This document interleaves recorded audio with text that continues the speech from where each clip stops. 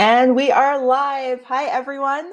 Thank you so much for joining us tonight. Welcome to the launch of Barbara Nichols' new poetry collection, Essential Tremor. So we're so happy that you're here, and we hope that this will make your evening or afternoon, depending on wherever you are in Canada, fantastic.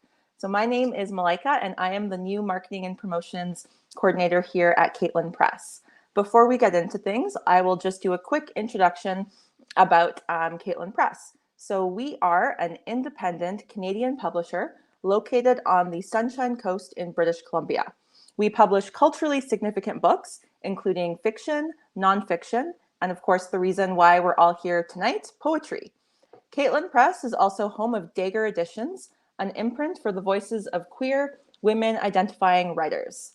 I'd like to give a few thanks. So first, I would like to acknowledge the support that Caitlin Press receives from the Government of Canada and the British Columbia Arts Council through the Canada Book Fund as a small independent publisher.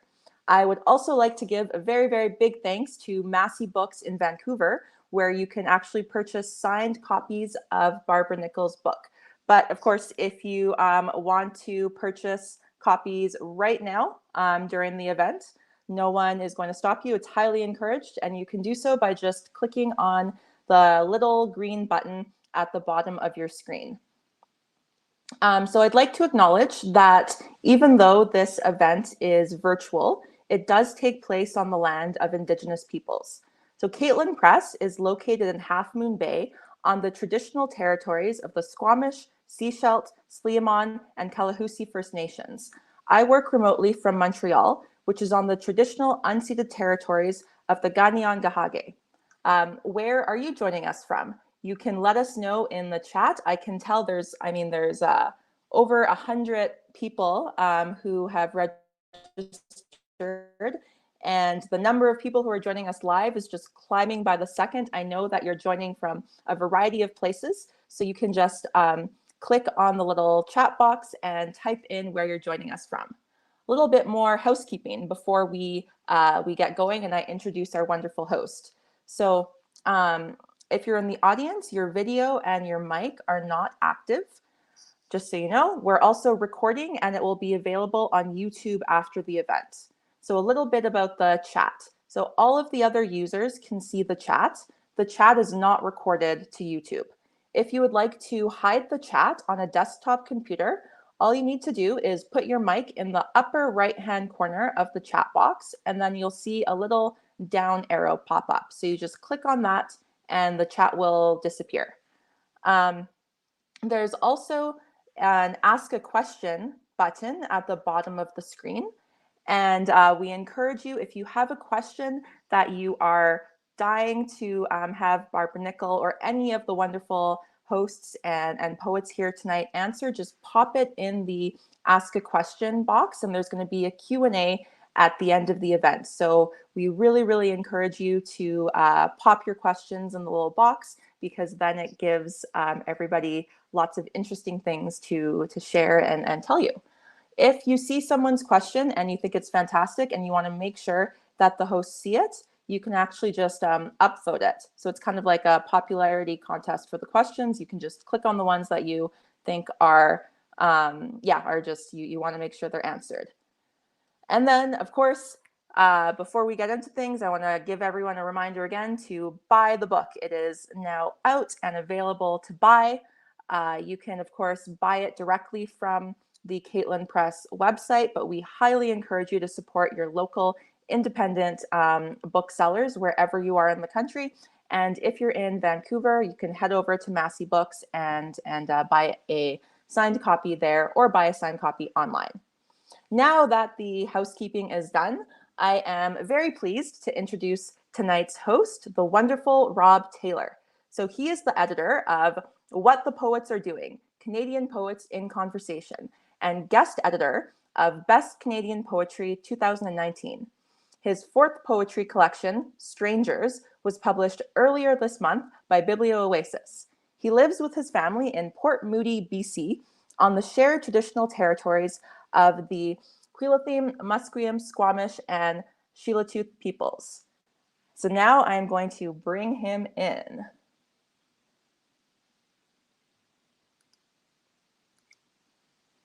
So exciting.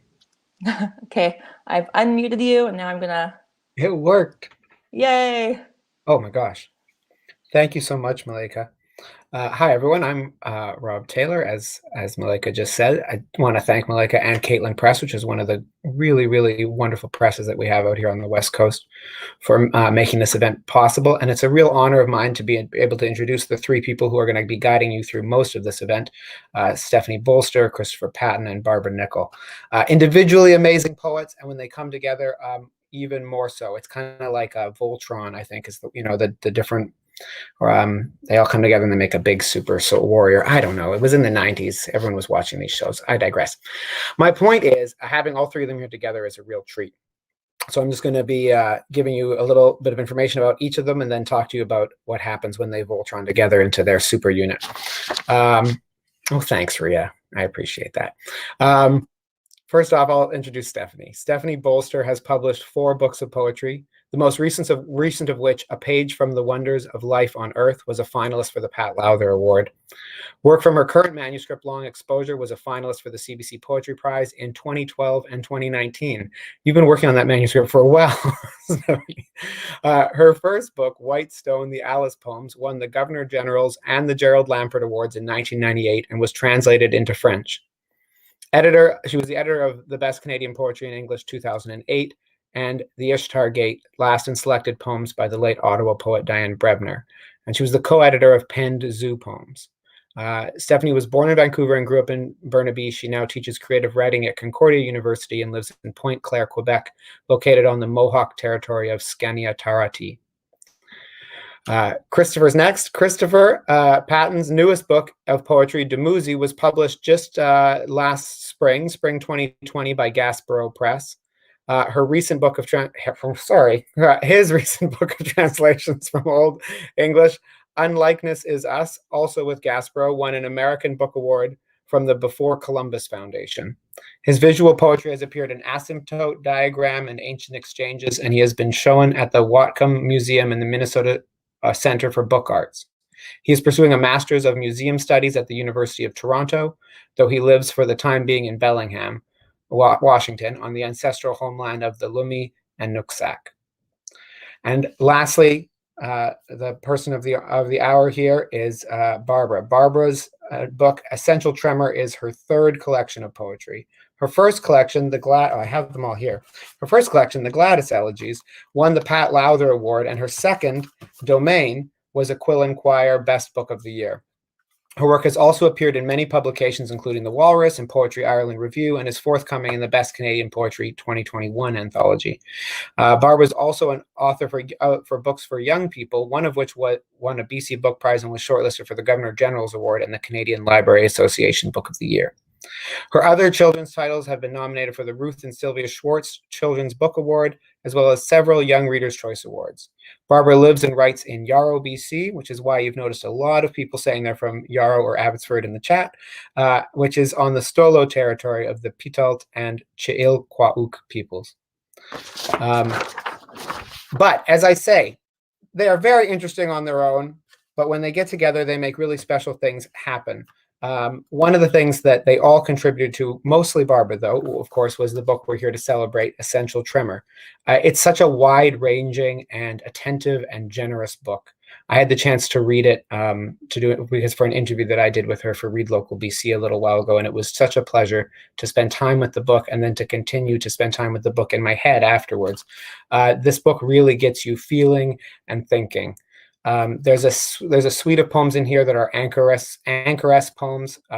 I'm not going to get into what an anchoress is, but I got so interested in it that every person that I would encounter, you don't encounter that many people during COVID times, but if I did, for about 2 weeks, I would just tell them a bunch of stuff about anchoresses and anchorites and things, and they got very confused and frightened of me. But it's not confusing and frightening when you learn about it in this book. And one of the great joys when you're reading this book, as with any poetry book, is you get to the acknowledgements page, which is like the warm, gossipy chatter at the end of an in-person book launch, but in book form. And when you get to the acknowledgements page, the very first acknowledgement is, "I'm deeply grateful to Stephanie Bolster and Christopher Patton for a decade plus years of sustained dedication to these poems and the manuscript as a whole." And I thought, wow, over a decade working on this book. And then I said, you know what? I'm going to flip open Domain again. And I went back to Domain. And I went to the acknowledgements page on Domain, and right at the top of that one, it says, "For a decade of commitment to these poems, deepest thanks to Stephanie Bolster and Christopher Patton, without whom this book would not exist in its present form." And then I thought, what the heck? Let's go all the way back to the Gladys Elegies in 1990. It was 97, I think. Yeah, 1997. And sure enough, there they were. "For invaluable assistance and support, the author would like to thank," right in there, Stephanie Bolster and Christopher Patton, right next to each other again. So we're talking at a minimum 25 years of these two really helping to shape Barbara's books. And I can attest, having looked at the other two's books, that they say similar things. It's common enough that a writer will have one person here, maybe another person there who they correspond with, share some poems with every once in a while over a longer span of time. But the way that these three have worked in this triangular kind of relationship to support one another's writing is really remarkable. So we're really lucky to be able to have all three of them here in conversation. I asked Barbara about the triangular relationship when I did this interview I mentioned earlier, and this is what she said about working with Stephanie and Christopher. This is Barbara. "These two friends have always been my first and last and everything in between readers, and I've been the same in different ways for them. You can't measure the kind of trust that develops over years of this kind of working relationship. And we've rarely lived in proximity to each other, so it's formed over decades of email correspondences, along with those rare times we can actually meet in person. Just the other day, something came up with a line break, and when I was going over the page proofs for Essential Tremor. I immediately emailed the two of them with the small dilemma. Within hours, I'd received responses. Of course, they had different opinions. That always happens, and that's part of the strength of it. So I'm really excited, and I hope you're really excited to watch them have their different opinions, and maybe a full-blown argument will blow up. Who knows? No, I'm sure it'll be wonderful. And I'd like to introduce all three of them to the screen, Stephanie and Christopher and Barbara. There's one of them. Here we go.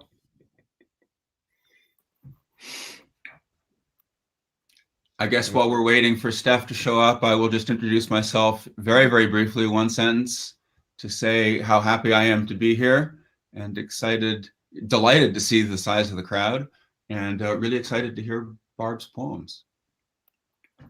Yeah, I feel the same way. It's such a, amongst all the sadnesses of COVID, it's such a privilege and such a pleasure to be able to be part of this event from so far away. So thank you so much, Barbara, for including me. And I'm looking forward to hearing your poems. So please get started.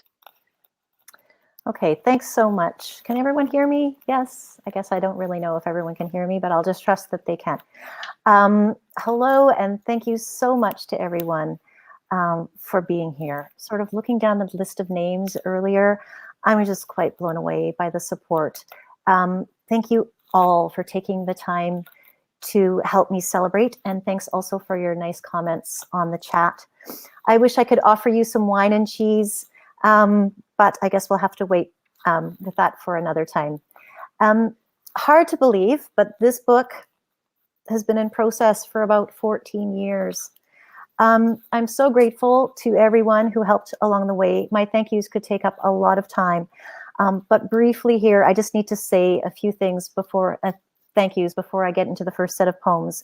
I need to thank my family, especially my husband, Bevan Voth, and my great sons, Nicholas and William.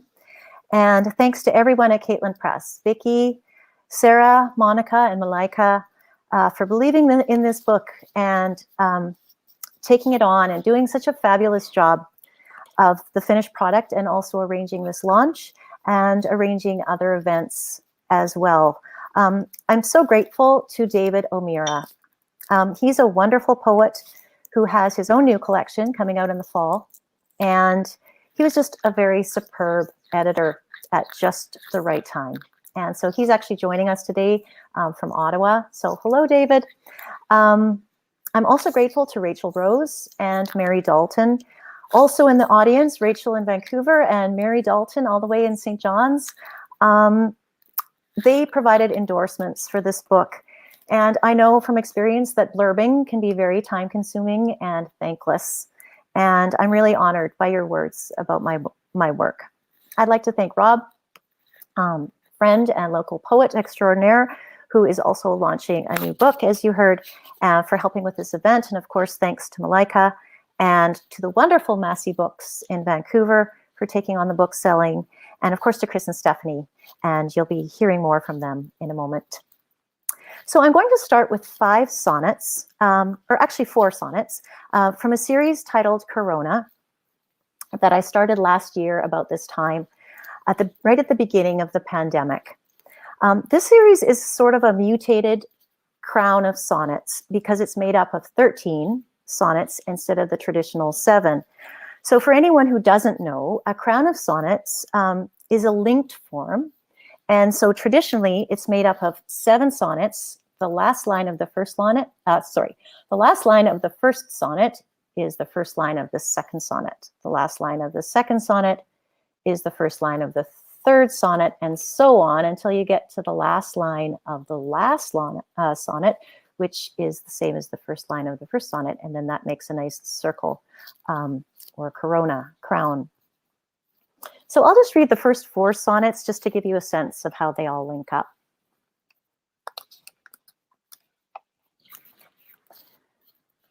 Corona, number 1. And so begins its reign. Google to see its crown under a microscope. Infected prince, infected star.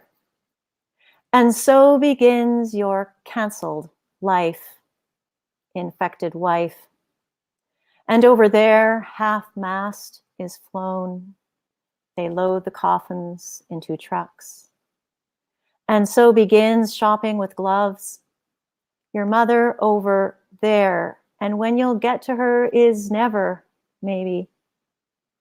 Talking through screens. And so. And I lie awake with itchy hands and tenderize the meat with hammered blows. And when we'll meet and touch, nobody knows. And so we live by stats and rules and ands. That rooster down the tracks, pecking, oblivious. March 30th, 2020. Corona number 2, Safeway. Pecking, oblivious. The Safeway crows construct in blooming trees what's theirs. What's ours? Try not to seize the toilet paper, please. 1 each. Whereas this homeless guy and the queen, immaculate in green, get less and more and more and less.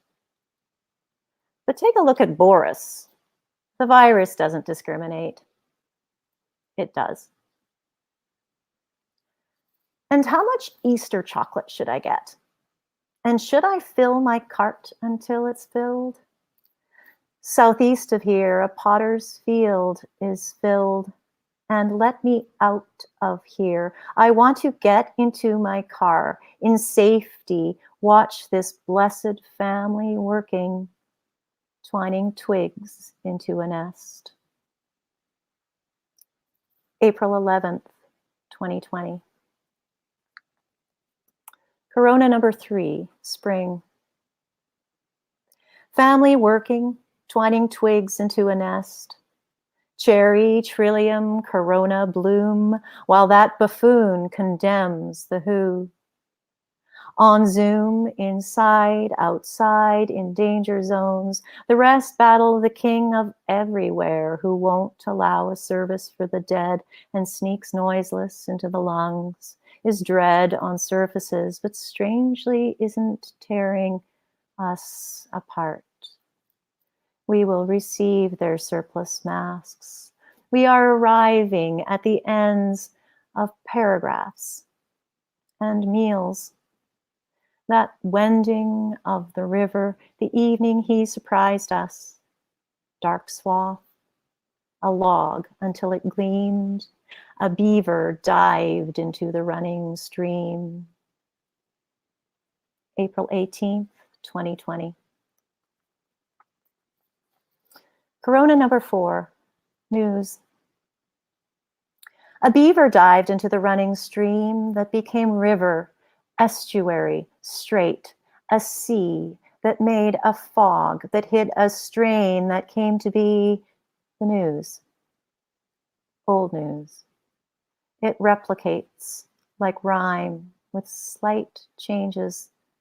A home is hit. Old people die. Then him. Almost a century from Hamilton by way of Sicily, and then it's him. A nurse's phone took people to his side. FaceTime. Maybe my uncle heard my violin. Alone he was and wasn't. It was him. Amid the chaos of the news, I heard the news he died. Turned on the news. Care home. Virus. That body on the gurney could be his. April 25th, 2020.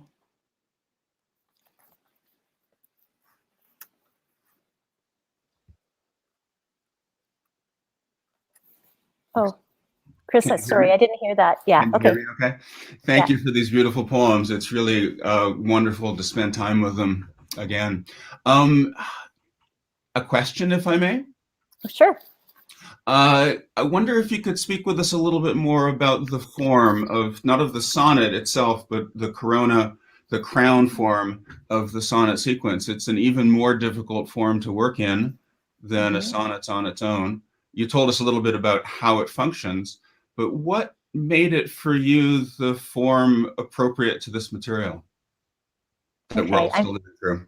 Yeah, I'm so glad that you asked that question. So in the previous book that everyone saw before, Domain, I actually had written a crown of sonnets for that book. It sort of formed the circular spine, if you will, of that book. So I was already familiar with the form. And then sort of when the pandemic hit, I saw this image, Googled this image of the spherical virus with this spiky crown and thought, okay, we've got the poetical form, we've got the poetical corona, and we've got the real physical one. And I thought, these two things have to merge. Like, how couldn't they? They have to. It's just inevitable. So then I just sort of held that in my head, and I thought, I wonder if I should start a corona, a crown of sonnets.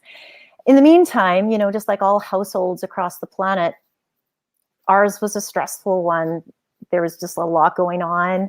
I was washing my hands all the time and reading the news and stressing about it. And one night I was lying awake and just really anxious, and my hands were just really, really itchy from washing all the time. And I just kind of thought, I couldn't sleep. And I just thought, you know what? Enough is enough. This project needs to start. And I just stayed up all night and wrote the first sonnet. And then it just went from there.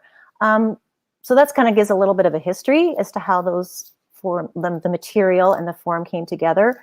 But I think like the linked form actually works well for this material. I mean, you've got the contagion thing, one thing leads to another. That's sort of really inherent in it. But then there's also, I said this when I published the first sonnet on my website and sent a note to my website subscribers. I said, it's like one sonnet touches another one the way we can't right now. with those common lines. Each sonnet is touching another one. So that seemed really important too. And also, I think like the sonnet itself, I know you wanted me to talk about the whole form, but the sonnet itself seemed like a really good form to be using, writing in a time of isolation. My office space became the walk-in closet because of just shared spaces, and everyone was home and we all needed a quiet space, and that became my space. And it sort of felt safe in there, even with the smell of laundry wafting up. And yeah, it's just sort of the tight form, the 14 lines felt right. And then one last thing I'll just add about that sonnet form, and I found this out later after I had sort of started it. I read this really interesting article by Stephanie Burt, written quite a long time ago, but talked about how sonnets have traditionally been used to react to the news. From poets from like Milton, Wordsworth, Gwendolyn Brooks, sort of a form that can kind of just encapsulate what's going on. And that it became that to me. So sort of without even trying, I sort of fell into this tradition that was already starting, that was kind of stable and unstable at the same time, which also reflected the pandemic with, you know, doing something stable, like going to the store, suddenly became really risky and dangerous. So yeah, in all those ways, it seemed to reflect it. That's wonderful. Thank you. Thank you so much. In interest of time, I think we should maybe move on to hearing some more poems, and then Stephanie will have a question for you after set number 2. Okay. Right.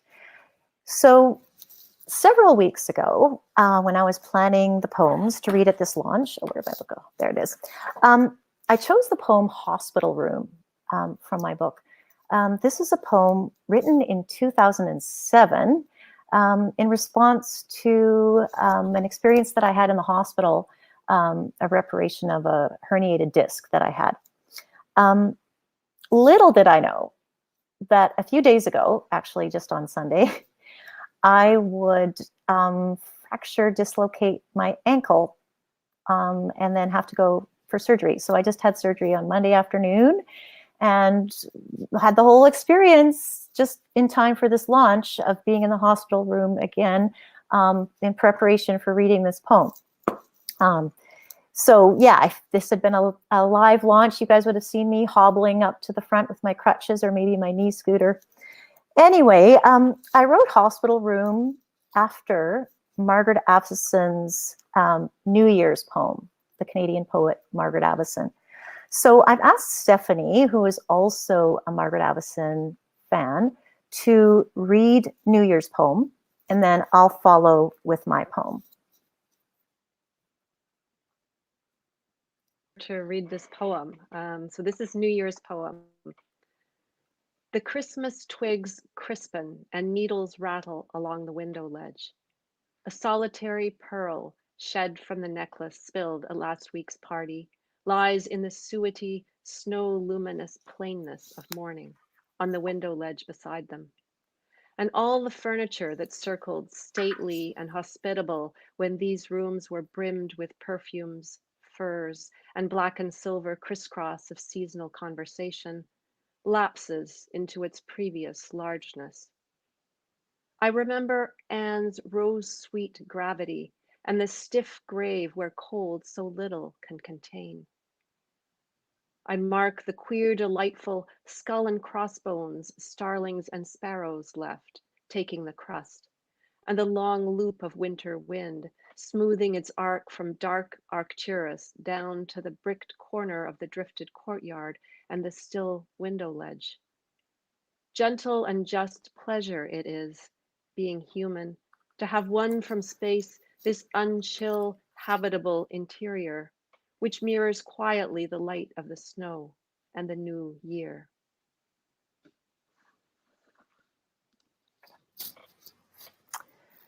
Thanks, Stephanie. Now I'm going to read Hospital Room. Can you guys hear me? Yes, you can hear me.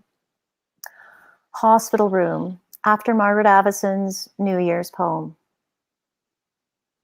Chill and old. Rain thrashes the window, almost seems to enter in. No nurses come, And Nicola is snoring, fallen earphones leaking rock and roll, faint glow and purr, drip and beep of our machines while the woman in the corner murmurs in her sleep.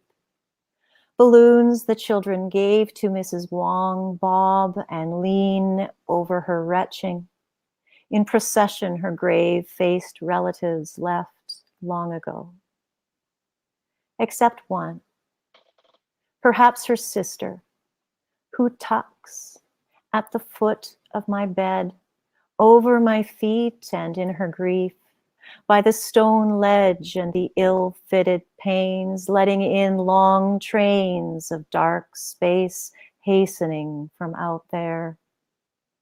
Comfort, a blanket, hard won here. And that almost inaudible hum, breath under breath, lines ever looping in the dim light of what is and has been, is yet to come. I believe that's Margaret. She died last month, working on syntax.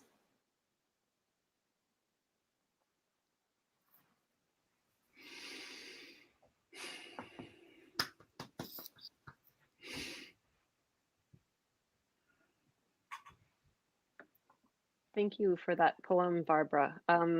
So I'd like to ask you, having heard your poem and Avison's poem in succession, I'm not seeing you on the screen. I'm hoping everybody else is seeing you. I'd like to ask you, what is it about her work that inspires you? I mean, there's so much, but are there specific things that you latch onto, and maybe specifically between New Year's poem and Hospital Room? Okay, thanks a lot for asking that, Stephanie.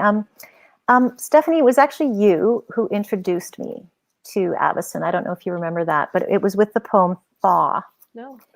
And what drew me immediately to her work at first was the music. I mean, you can hear it in the first line of the poem that you read. Christmas twigs crispin. And the rhythm, her work in meter and rhyme, but still with this completely original voice. There are always echoes within her poems, and ties to the past. In Thaw, there's a tie, interestingly enough, to the Black Death. In New Year's poem, it mentions Anne's rose-sweet gravity and the stiff grave, and it makes me wonder, was it Anne's? And something out there larger in Margaret Avison's poems that's larger than one's own life. In the case of this poem, it's that long loop of winter wind, smoothing its arc from dark Arcturus down to the bricked corner of the drifted courtyard. Stan Dragland, in a wonderful essay on this poem, talks about the loop of wind as a bridge. I think there's lots more to say, but you can see why I'm inspired by Avison, hopefully, from what I said.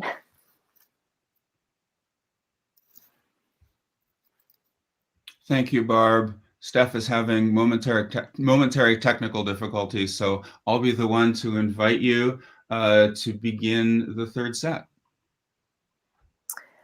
Okay.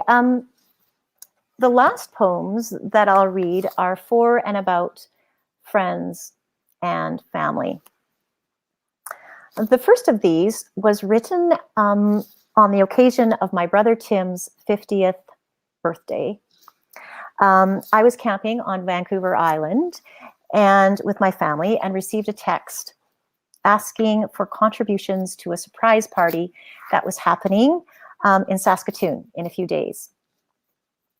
I decided to write a sonnet, so found myself the night before it was due in a campground bathroom in the wee hours because we were tenting and I needed to charge my computer.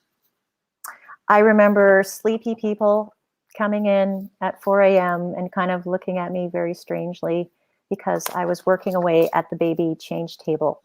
I recorded it the next day in the ferry lineup and we got it in just in time, I think, for the big birthday surprise party.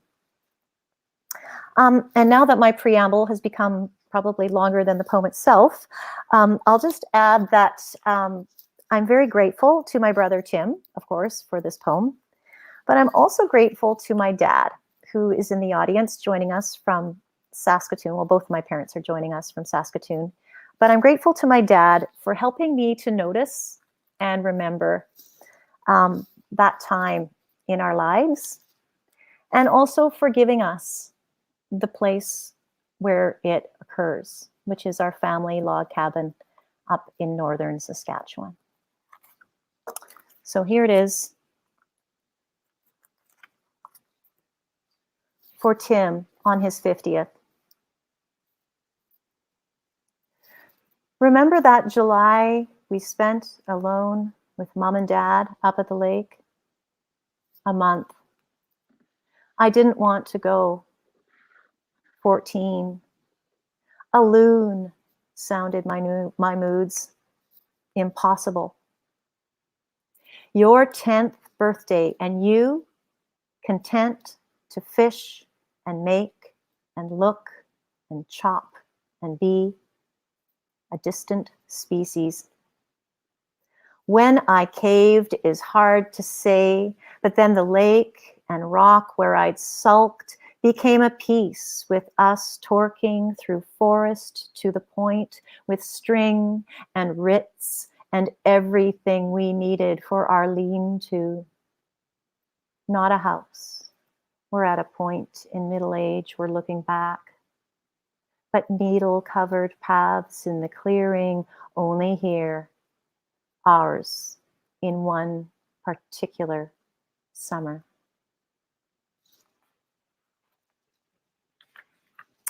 I'm going to read the last poem of this book, which is dedicated to Elise Partridge. I'm just going to move my notes over here.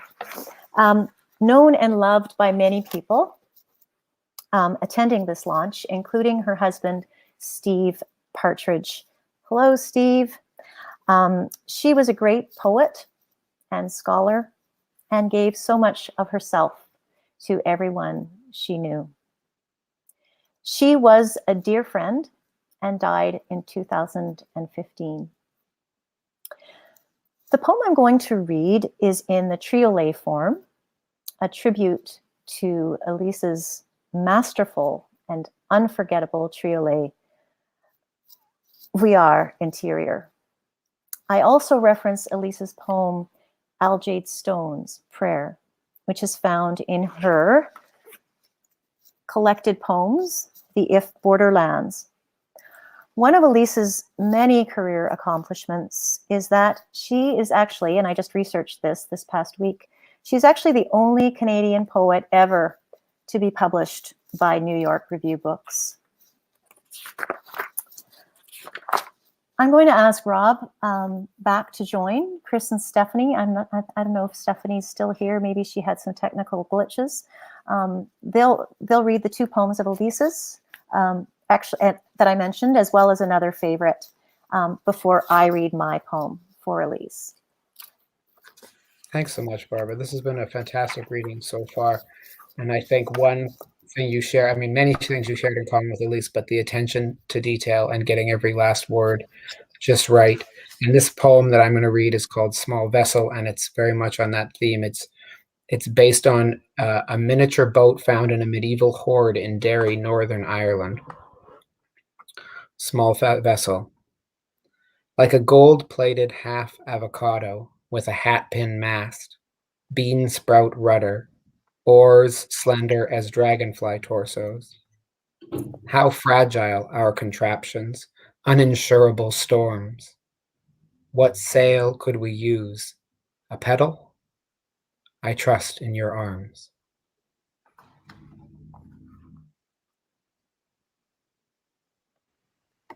Thank you for that, Rob. Looks like Steph is having technical difficulties. She was to read Algaed Stones Prayer. No, yes, Algaed Stones Prayer. So why don't I go ahead and read that? And then Rob, if you want to read the triolet, if you have it, or I can do it. Sure. Algae Stone's prayer. To be smooth, caressed for years by blessing waves, till cutting edges, rounded, soothe. To be a sheltering mountain for skittering crabs, my foot dappled with barnacles, a refuge for the wren. Even at 1,000 years, still to grow green.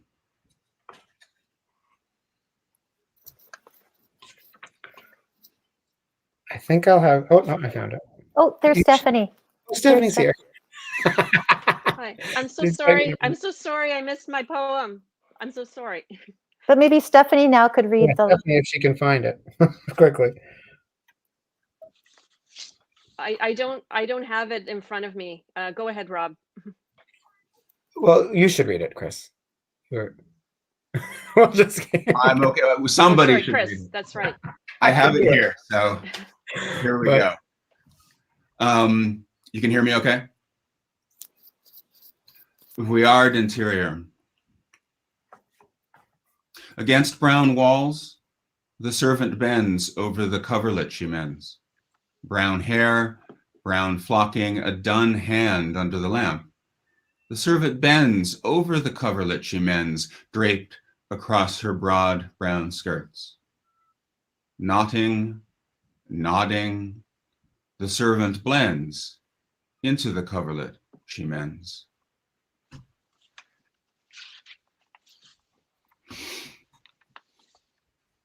And here's my poem, 5 years. For Elise Partridge, 1958 to 2015. This grief, aging, hasn't grown old. Your open book still on my desk. The servant mends, copies sold, while this grief ages, doesn't grow old inside, a dwelling never filled, the garden still, alone at dusk, with grief still green as old as the stone in your book on my desk.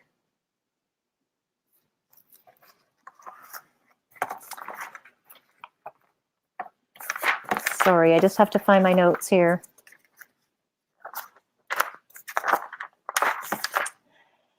So this past Thursday, as Rob mentioned, the online publication Read Local BC published an interview that Rob did with me about essential tremor for National Poetry Month. This is a very long and intense and important interview to me. I'm amazed that not only did Rob conduct this interview, but he did the same with 8 other poets for their new books. And this with his own new collection, Strangers, to be launched next month. I'm just blown away by his dedication and commitment. So thank you so much, Rob. So I'll just give a hand to Rob. Thank you so much. The last poem that I'd like to read is called Hansel, and it's dedicated to Chris and Stephanie. So I came across the word Hansel. It's spelled like Hansel, as in Hansel and Gretel. One New Year's Day in the dictionary when I was actually looking for another word. I just came across it, and that's a bit of a coincidence because a Hansel, if you don't know, is a gift handed over for good luck at the beginning of a new year or to mark the start of an enterprise.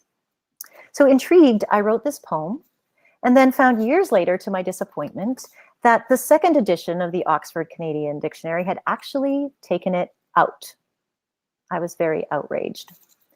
And then in the interview with Rob that I mentioned earlier, I said something about Chris and Stephanie, which Rob actually mentioned it earlier, so I won't say it here. Just that these two friends have always been my first and last and everything in between readers and etc.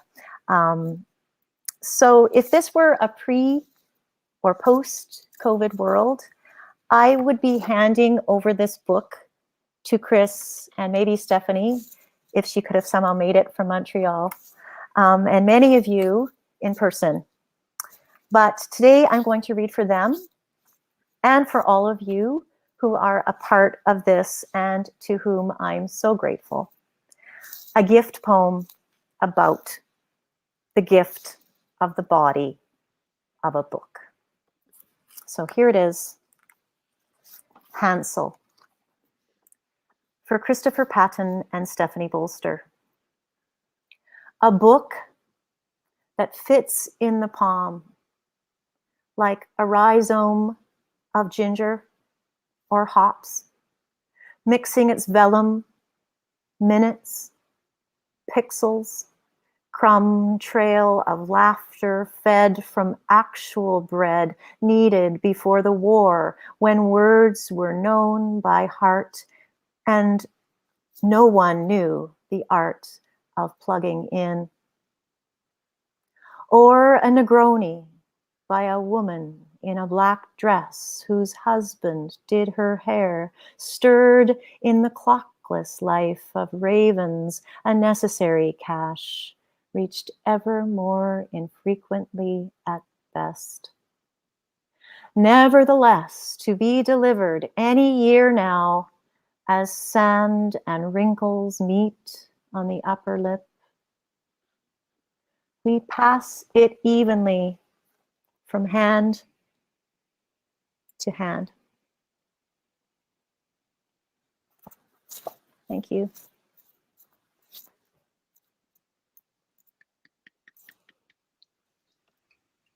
Thank you, Barb, for that beautiful poem and this beautiful reading.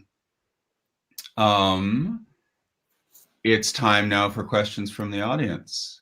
It looks like we have a couple queued up. Let me repeat Malika's encouragement to ask questions in the ask a question box, and Steph and I will field them as best we can. Got one here.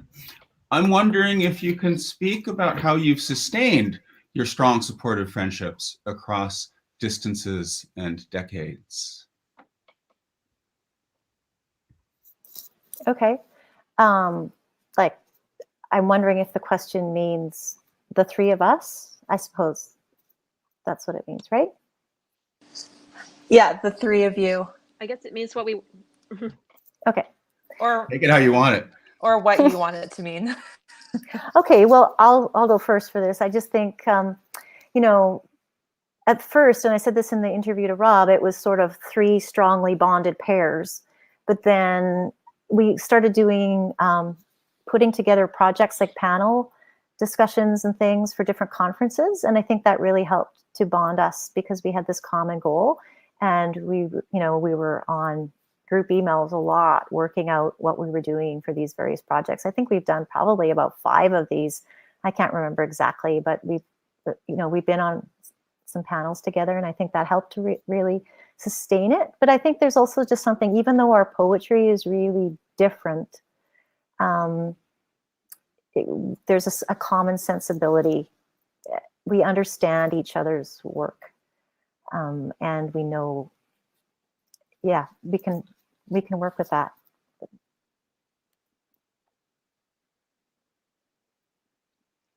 Yeah, I feel that I would say that it's also, I mean, it's that tension and complicity, and the fact that I think we got to know each other when we were kind of baby writers, you know, so it's sort of like we've grown up together as writers, I think. I mean, it feels like, I guess I've known you about half my life, maybe more than that now, actually. I'm forgetting how old I am. But it feels like a lifelong friendship to me. And I think it was that moment when we came together, also, you know, in George McWhirter's poetry workshop, of which I know there are other amazing people here who were in that workshop too. It was just a special environment that was really conducive to developing those connections. And I think we've just been able to sustain it by continuing to create occasions to work together, and you know, yeah, creating those panels, and continuing to share work. And I'm just extremely grateful for that. I'm always telling my students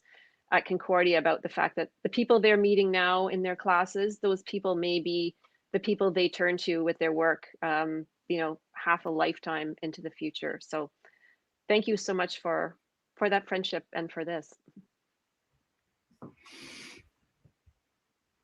I'll just add, and then I'll jump on another question, that these aren't, at least for me, these are not just literary friendships, but also just very deep, thoroughgoing life friendships. I'm feeling a little teary.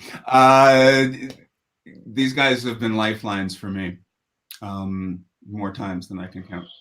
In times of joy and times of the opposite of joy. Steph and Barb are always the people I go to and count on for a butt kicking or reassurance or anything in between. We have a question here. Where to go? And it's got some votes from Ahava. Hey, Ahava, nice to share a space with you. And Ahava asks, your reading is so beautiful, rhythmic and deliberate. Do you read your words aloud through the process of writing? How does it help your editing if you do? Oh, thank you. That's such a great question. Thank you for asking that. And this brings me back to the campground bathroom this past summer on Vancouver Island, writing that poem, that sonnet for Tim. Yes, I was constantly reading it out loud in that echoing, resonant space. And yes, I am constantly reading the work out loud. That's my reassurance. I'll go back if I'm stuck on something, I'll go back and I'll read the whole thing out loud, what I've gotten to, the part that feels right in a poem. And yeah, that's the way I work.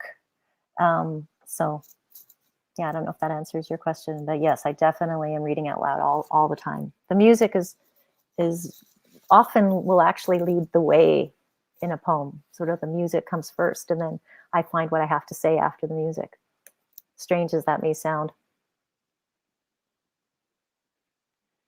There's a question. It looks like, I don't know if we'll need to end with this question or not. It could be a good question to end on, and it's the most popular. Question from Lois Klassen. Could you speak a bit about the title of your book? Oh my goodness. Lois is a dear friend. I wrote a lot of this book in Lois's house. It's kind of a long story. I won't get into it, but I was kind of like the writer in residence at Lois's house down the street. It was great. I would bring my lunch. I'd get on my bike and I'd ride over to Lois's house, and I'd have this wonderful little room, which became kind of a sacred space for me. And that's where I did my work. So Lois has this question about the title. So yeah, so that title, the book is about exploring the body. I actually didn't trust myself to talk about it. I have my book description here, but it's an exploration of the body that holds disruption at its heart. So disruption is really an important part of this. So as you can imagine, Tremor's coming off of that. In fact, I was thinking originally, I love the book cover, but I was actually thinking originally that it might be a fault line, right, from an earthquake or something, because tremors are so central to this book. The other thing is that essential tremor is the name. It's actually a medical condition. It's the name of a medical condition, which is uncontrollable shaking, and there's actually no reason given for it. It's just a bit of a mystery, and so it's called essential tremor. And I just thought, what a great name! I love that, and I used it for the title of a poem that I wrote for my parents-in-law about the caregiving of my father-in-law for his wife, for my mother-in-law, because she had essential tremor. And then I used it later for another poem called Essential Tremor. So yeah, that gives a little bit of background to the title.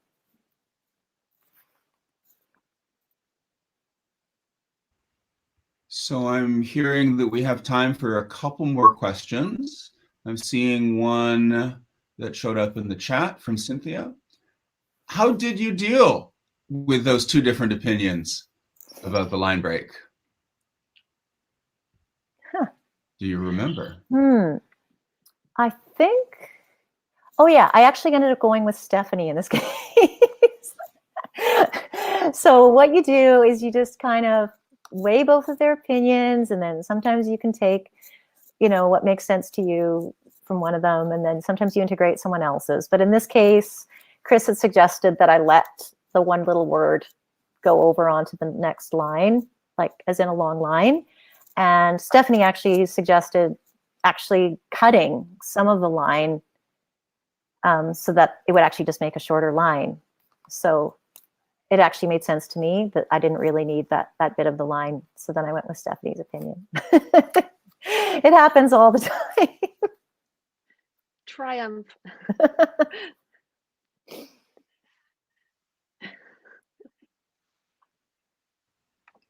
Have we lost Steph again? So Nope. I guess looking if we have time for another question, there's a question that has 2 votes, but I guess it's a question for all of us. So I'm not sure if we make really quick answers. From Shannon Stewart, were you all writing pandemic poetry of Barb's coronas? Sorry, can you say that again, Steph?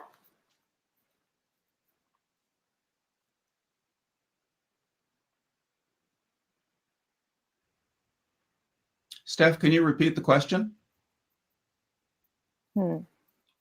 I think it was along the lines of, were we all writing pandemic-related poetry during the pandemic? And I guess I can try and answer. No, I wasn't. I wasn't writing a damn thing. I was trying to learn how to teach online, and then I was trying to learn how to study online, and that took up all my time. And the little bits of writing time I had were dedicated to a seismic piece of speculative fiction with Siri, Apple's voice assistant, as the heroine taking the place of Inanna. So yeah, a little bit remote from what was actually going on currently. Okay, and I think I can answer for Stephanie. It's too bad that her the technical thing isn't working. But anyway, I can answer for Stephanie. I don't think she was writing any pandemic poetry. Knowing Stephanie, she was probably taking notes, copious notes towards an eventual pandemic poem, maybe down the road. But I don't think she was actually writing any pandemic poems because she was too busy with teaching and her other manuscript that was mentioned earlier. But of course, I was writing these, and I didn't write any other pandemic stuff. Just these sonnets. I think it's pretty extraordinary how timely you managed to make these incredibly well-wrought poems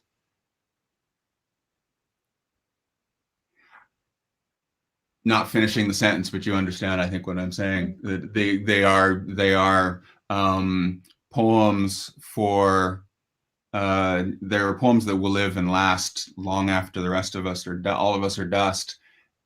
To have been able to create them in the heat of the pandemic, week by week, I think is really extraordinary. And I think we're kind of probably almost out of time, but I'll just add that they were actually a lifeline for me.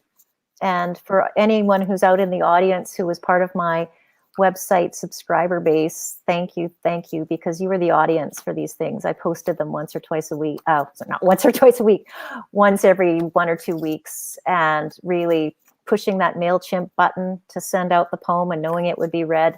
It was just a lifeline for me during the beginning part of the pandemic. So thank you. Stephanie, are you back with us?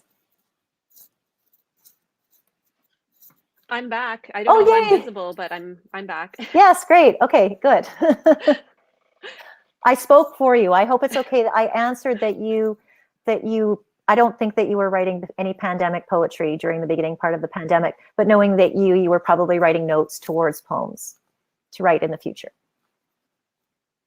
Well, I won't go into it because it's too long and this is your launch, but I actually ended up adding a lot to my existing manuscript. That's right. Through the pandemic. But it's a year later now and I have to see whether that stands up. So the pandemic, as your poems show, is constantly evolving. So it's an ongoing subject in the front and the back of the mind. Sorry, I forgot about that pandemic part that you had put into your current manuscript.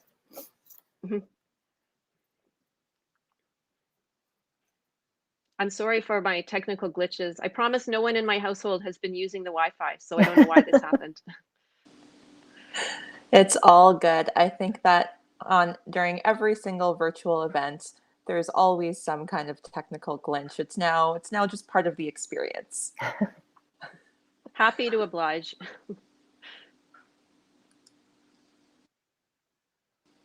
All right. Well, I want to thank everybody so much. Thank you so much, Barbara, for these poems, for the gift of your book, and for your beautiful reading.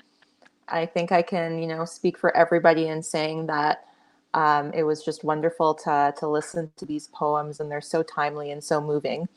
And thank you so much to Chris and Stephanie and Rob for your readings and your very, very interesting questions and engaging conversation. It was a pleasure to listen to. And Rob, I want to thank you again for the wonderful interview that you did with Barbara.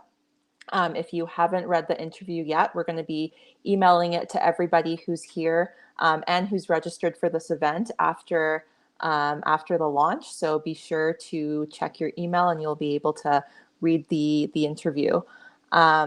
And also, I want to invite everyone, if you haven't already, to go to Barbara Nichols' website, so barbaranichol.ca, and there you'll be able to find a list of all of her upcoming events. So highly encourage you to do that. And yeah, does anybody have anything that they want to share before we say goodbye? Well, I guess I just want to say one more time. I mean, I just keep saying thank you and thank you and thank you. But I mean, this book is just a gift. And so I thank everyone for coming and for supporting. And yeah, I'm just really, really deeply grateful. Thank you so much, Barbara. And if you'd like to read the book and have a copy in your hands to hold, I encourage you to click the green button at the bottom of the screen, and you can buy signed copies from Massey Books. And you can also just order it through our website, and wherever books are sold, I encourage you to support your local bookstore wherever you're living. So thank you so much, everybody. And thanks most of all to Barbara and Chris and Stephanie and Rob. You guys were wonderful. Thanks. Bye. We'll clap for everyone. Thank you. Yeah, clapping for everyone. Bye. That was fantastic. Thank you. That was wonderful. Thank you so of, much. yeah. Barbara. Oh, and thank you, Malika, as well, for your Yes. expert technical work in the background. Oh, it was a pleasure. It was a pleasure. I'm sorry I couldn't figure out with Stephanie with your internet, but all good. All right. Thanks, everyone. Bye. Thank you Bye. so much.